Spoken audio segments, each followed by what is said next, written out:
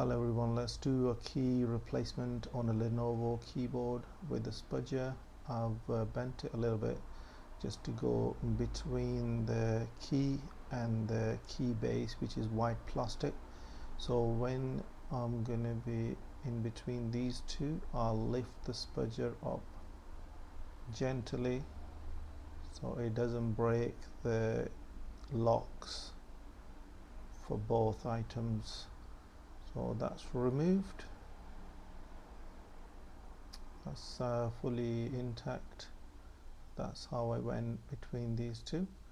The same we're going to do on the donor keyboard, and this one I'll make it a bit zoomed in for you so you can see it. Same way, a little bit different method.